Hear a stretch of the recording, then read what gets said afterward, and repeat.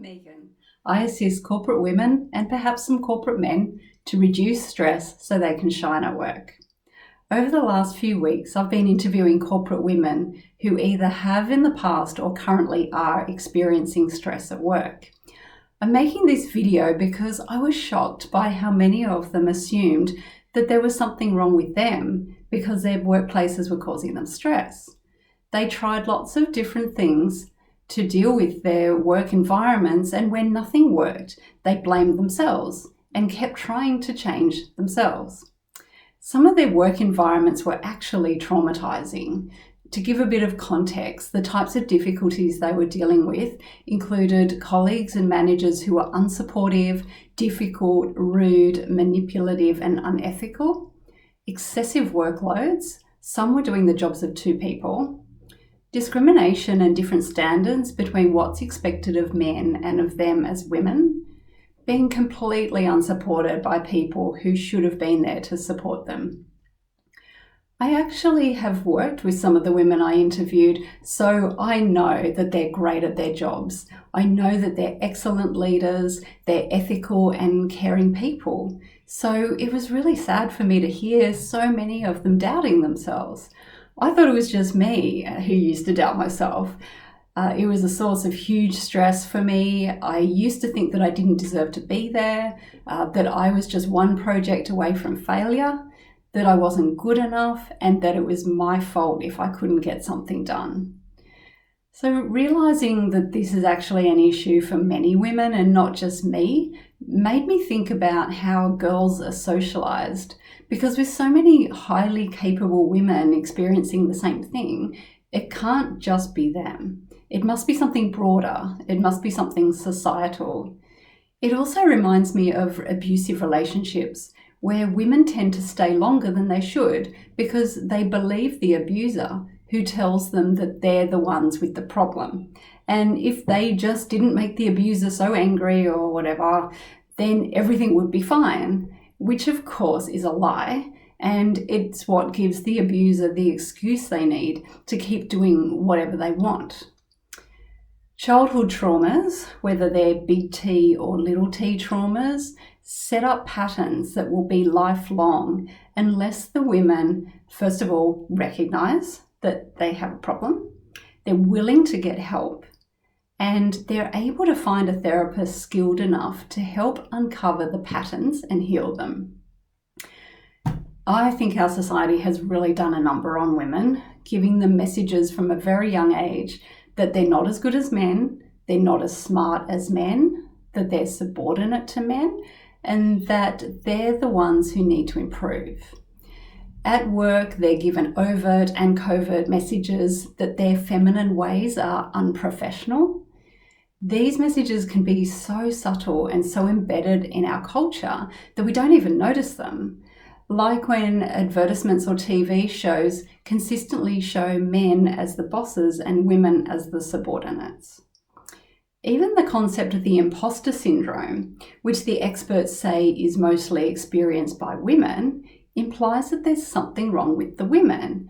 And if they just fix their feelings of being an imposter, of feeling not good enough, of doubting their abilities, and instead accepted their accomplishments, they'd be okay. But in my view, they can work on their imposter syndrome all they want. They still won't necessarily be okay.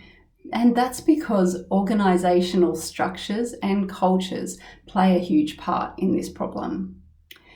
So let's take a look at the 4 key difficulties the women I spoke with experienced in the light of what I've talked about so far. So first of all, colleagues and managers who are unsupportive, difficult, rude, manipulative, and unethical. When is this ever okay? Why do workplaces put up with people who make the lives of others difficult and who sacrifice the accomplishments of the team and therefore the company to get ahead themselves and fulfill their personal agendas? These are service to self people, and they're in plain sight, but other people don't have the guts to call them out on their behaviour so that they either change or leave. So their behaviour continues. And the high-performing, ethical, honest, caring women like those I interviewed, cop the brunt. And it impacts their physical and mental well-being, so they're unable to contribute at their best, and they ultimately end up leaving the organisation while the service to self person stays. This is a huge waste of talent. Number 2 is excessive workloads. So yet again, when is this ever okay? You could say to someone carrying such a heavy load, well, why don't you just say no and don't do the work? That's because if she does say no, the work won't get done, and then she's seen as a failure and the problem yet again. You could say to her, well, why don't you just tell your boss you have too much on and it's unreasonable? Well, she did multiple times. The boss either doesn't see that there's a problem or can't actually do anything about it because everybody's working that way, and the boss has been told that there are budgetary constraints and they can't hire more people. You could say to her, why don't you just leave? Well, why should she? A number of the women I spoke with actually love what they do and they don't want to quit. They also have bills to pay. Jobs aren't always easy to find, particularly if it's a niche area. And how do you have time to job hunt when you're doing 2 people's jobs? So thirdly is discrimination and different standards between what's expected of men and women. Women communicate differently from men. Introverted and empathic women communicate differently again. In the workplace, there's a cultural understanding that the only professional way to communicate is in an extroverted, loud, fast, emotionless way, which is typically associated with masculinity. And anyone who doesn't communicate this way is devalued, whether they're female or male. They get told that they lack leadership presence, which probably means that they're not acting male enough. As an introverted, empathic person myself, I talk more slowly and with longer pauses to think than the traditional masculine way of talking. After being interrupted and cut off from speaking so many times at work, I began to get anxiety about speaking because I knew that the only way to get my message across was to prepare extensively beforehand so I could be very succinct, very clear, and talk faster than is natural and comfortable for me. I also had to take out any trace of emotion from what I was saying. And all this was so outside my comfort zone that it was always stressful and never got used to it. The women I spoke with were frustrated because they saw that they were as good as their colleagues, but their more feminine communication style made others perceive them as not as competent, and they knew that would harm their chances of success. A number of the women told me that they need coaching in how to communicate better. Again, this is seen as their problem and like they're flawed, that there's something wrong with them rather than an organisational problem. So fourth is being completely unsupported by people who should have been there to support them. The women I talked to turned to their managers for help, their HR departments, and psychologists in their employee assistance programs, but they didn't find the support they needed. My guess as to why this is that the people they went to can't fix a broken corporate culture or structure, and this is what is actually the problem. And fixing a corporate culture takes years, but these women needed help immediately. So what's the answer to all this? Well, it's extremely complicated because we're dealing with a society-wide issue. But I work with individuals rather than cultures. So if you're going through a tough time at work, I invite you to consider these 6 ideas. Number 1 is to start recognizing the dysfunction that's going on around you. Consider that you may not be the problem.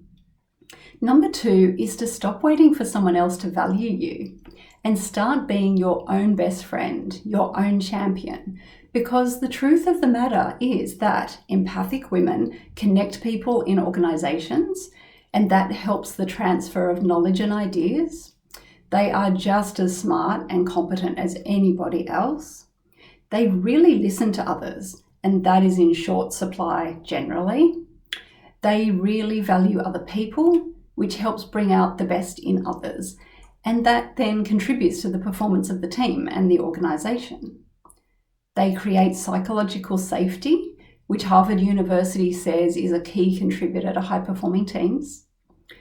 They ensure everyone has a voice so that the best ideas are heard from everyone, not just the loudest and those who seem the most confident. Number 3, if a little child were going through what you're going through, what advice would you give them? Can you take that advice yourself? Number 4 is to get yourself some help from a professional who's disconnected from your workplace. If you have an initial session with someone and they're not a fit, don't give up and assume that there's nobody good out there. Try someone else and keep trying until you find someone good and who's a good fit for you. There are some really great therapists out there. Try something other than talk therapy. Talk therapy tends to take a long time and the changes don't always last over time. In clinical trials, emotional freedom techniques, also known as EFT or tapping, requires half as many sessions as cognitive behaviour therapy, which is a gold standard in talk therapy.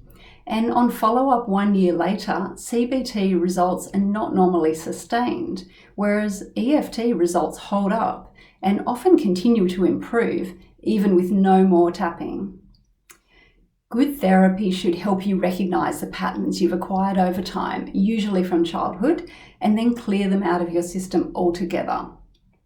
These patterns can make you do things that don't serve you, like putting up with other people's shit for too long, taking the blame for what's wrong even when it's not you, taking on responsibilities that are not yours to take on, devaluing yourself, and not feeling empowered to speak up.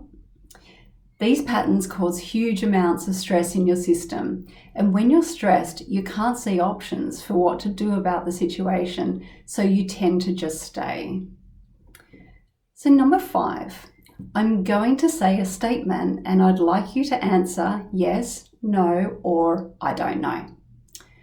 My job is worth staying in. Is it a yes or a no or I don't know? If the answer is no and you want to make a change, challenge yourself to list 20 options for what you can do about it. Don't stop until you've reached 20. You might need to use some stress reduction techniques before you can actually start seeing options. This is because your amygdala, your fight or flight response, is very active at the moment, and when it's active, the cerebral cortex is not so online, so it can be hard to logically think of options. So the 6th idea for you to consider is to get yourself a copy of my list of 60 ways to stress less and raise your vibration. The link is in the notes below this video. Use this list to start making some small changes to take pressure off your physical, mental, emotional, and energetic systems day to day, so you can cope while you make the changes that you wish to make. I hope this has been helpful. I wish you all the very best with your journey, and if you'd like some support with this issue from me, follow the links below. If you enjoyed this video, please like and subscribe. That would mean a lot to me. Thank you for watching, and I'll see you in the next video.